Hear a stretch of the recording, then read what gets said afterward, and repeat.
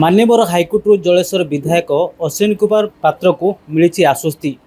जलेश्वर निर्वाचन मामला को मान्यवर हाइकोर्ट खारज कर तेज गत 2024 साधारण निर्वाचन में पराजित बीजेपी विधायक प्रार्थी ब्रजमोहन प्रधान विजयी प्रार्थी अश्विनी पात्र निर्वाचन को असिद्ध घोषणा करने हाइकोर्ट रे जो मामला दायर कराइथिला से मामलार गत एप्रिल 15 तारिख में शुणाणी होता किंतु राय संरक्षित रही तेरे गतकाली राय संरक्षित गतकाली राय प्रकाश पाइबा सह ये मामला को खारज कर हाइकोर्ट। तेज आम सहित विधायक अश्विनी कुमार पात्र अच्छा जेहेतु मामला खारज हो जाए आपन को आश्वस्ति मिली केते खुशी लगुच कौन थिला मामला आज्ञा मामलाटी निर्वाचन परे परे मोर निकटतम प्रतिद्वंदी ब्रजमोहन प्रधान हाइकोर्ट रे मामलाटी दायर करथिले एवं से हिसाब रे काली आसंता काली गत काली रायर चूड़ांत पर्याय पहुँची एवं राय प्रकाश पाई जो थी कि मामलाटी खारज होती एवं सारा निर्वाचन मंडली रे आम जनसाधारण गोटे सुखर लहरी खेली जाइए जे सत्य न्यायर विजय होती आउ मनीष पणियार विजय होती मानववादर विजय होती एवं समस्ते खुशी दलमत निर्विशेष ए राय उपरे लोकंकर आनंदर लहरी मते अधिक प्रेरणा दौची आग को अधिक शक्ति सामर्थ्य विनियोग करके कार्य करने अभियोग से कौन थिला आपन अभियोग थिला मूलतः दुईटी विषय अभियोग थिला गोटे थिला कि निर्वाचन रे असाधु उपाय अवलंबन होती एवं ब्लॉक चेयरमैन मनोज जेना प्रभावित करके भोटर्स को उलट पालट कले एवं से आईन अनुसार जेहेतु गोटे हैंडबुक देते प्रथम थर पर इलेक्शन कमिशन समस्त प्रार्थी को लोकसभा विधानसभा प्रार्थी को जे निर्वाचित प्रतिनिधि जदि कौन पदपदवी रे थिबे क्षमतार थिबे ऑफिस होल्ड करुथिबे ताहले सेही भली व्यक्ति इलेक्शन एजेंट किंबा काउंटिंग एजेंट हो पारे नाही। एटा ही ताकर मूल अभियोग थिला ब्रजमोहन प्रधानकर जे सी चेयरमैन थाई करी जेहेतु ऑफिस होल्ड करुछंती सरकारी कार्यक्रम रे लिप्त थाई करी केमिति इलेक्शन एजेंट हेले आ काउंटिंग एजेंट हेले जोटा कि मान्यवर हाईकोर्ट जस्टिस ताको खारज कर देइचंती कि एपरी आईन एक्ट रे नहीं एपरी व्यवस्थाटी जो हैंडबुक रे जहाँ देइथिले इलेक्शन कमिशन ताहा एक्ट रे नहीं आरपी एक्ट गोटे अच्छी रिप्रेजेंटेटिव ऑफ पब्लिक एक्ट अच्छी जो थी कि सेथिरे से हिसाब रे सेथिरे जहाँ मेंशन अच्छी कि chairman J office of profit रे जाऊ नाहंती जेहेतु सी जने पब्लिक रिप्रेजेंटेटिव हिसाब रे कार्य करचंती ऑफिस ऑफ प्रॉफिट रे से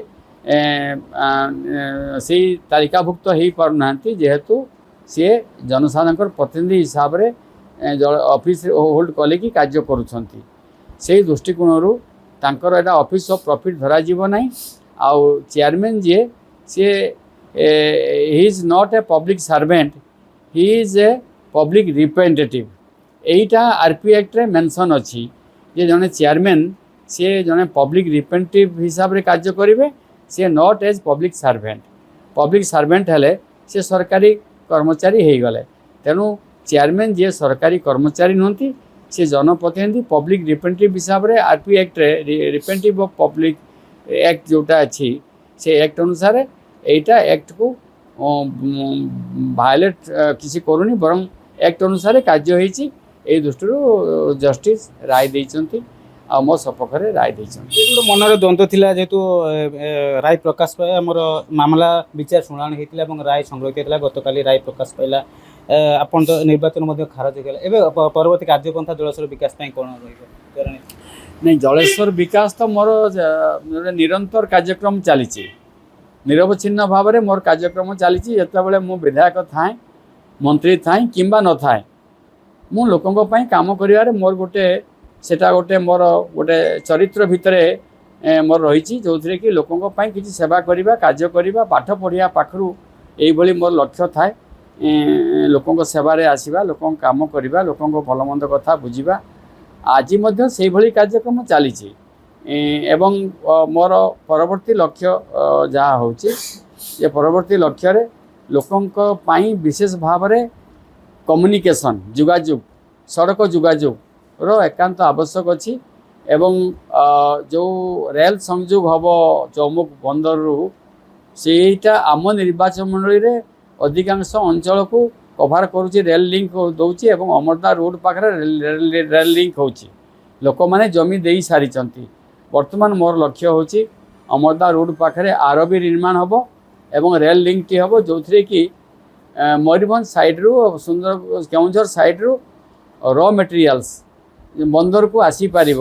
କଞ୍ଚାମାଲ ବନ୍ଦରକୁ ଆସିପାରିବ। ତେଣୁ ସେହି କାମଟିକୁ ଯେହେତୁ ଆମର ଅଞ୍ଚଳ ଦେଇକରି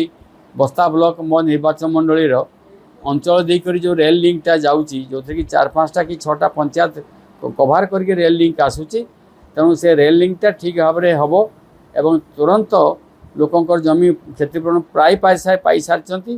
ଜମିର କ୍ଷତିପୂରଣ ତୁରନ୍ତ କାର୍ଯ୍ୟକାରୀ ରେଳ ଲାଇନ୍ ନିର୍ମାଣ ହେବ ଏବଂ ରେଳ ଲିଙ୍କ ହେବ ଏବଂ ବନ୍ଦରକୁ ରାସ୍ତା ଫିଟିବ ଏବଂ ଗୋଟେ ଆରବି ରେଳ ଓଭର ବ୍ରିଜ୍ ମଧ୍ୟ ଅମରଦା ରୋଡ଼ ପାଖରେ ଲେବଲ୍ କ୍ରସିଂରେ ହେବ। ତେଣୁ ଏହି କାମ ତ୍ୱରାନ୍ୱିତ କରିବା ସାଥିରେ ଶିକ୍ଷା, ସ୍ୱାସ୍ଥ୍ୟ, ପାନୀୟ ଜଳ, ଗମନାଗମନ ଏ 4ଟିକୁ ମୁଖ୍ୟତଃ ପ୍ରାଧାନ୍ୟ ଦେଇକି କାର୍ଯ୍ୟ କରାଯିବ। କିଛି ଦ୍ୱାରା ଆମେ କଥା ହେଉଥିଲୁ, ଆମ ସହିତ ରହିଥିଲେ ଜଳେଶ୍ୱର ବିଧାୟକ ଅଶ୍ୱିନ କୁମାର ପାତ୍ର। ଯେହେତୁ ତାଙ୍କ ବିରୁଦ୍ଧରେ ଯେଉଁ ନିର୍ବାଚନୀ ମାମଲା ଦାୟର କରାଯାଇଥିଲା ଏବଂ ତାର ଯେହେତୁ ଶୁଣାଣି ହୋଇଥିଲା ଗତ ଏପ୍ରିଲ 15 ତାରିଖରେ ଏବଂ ରାୟ ସଂରକ୍ଷିତ ରହିଥିଲା, ଗତକାଲି ରାୟ ପ୍ରକାଶ ପାଇବା ସହ ତାଙ୍କର ନିର୍ବାଚନ ମାମଲାକୁ ଖାରଜ କରିଛନ୍ତି ସୁପ୍ରିମକୋର୍ଟ। ତାକୁ ନେଇ ସେ ସତ୍ୟ, ଧର୍ମ ଏବଂ ନ୍ୟାୟର ବିଜୟ ହେଲା ବୋଲି ଯାହା କହିଛନ୍ତି ଏବଂ ଜଳେଶ୍ୱରବାସୀ ମଧ୍ୟ ବହୁତ ଖୁସି ଅଛନ୍ତି। ବାଲେଶ୍ୱର ଜିଲ୍ଲା ଜଳେଶ୍ୱରରୁ ରାଧାକୁମାର ଦାସ।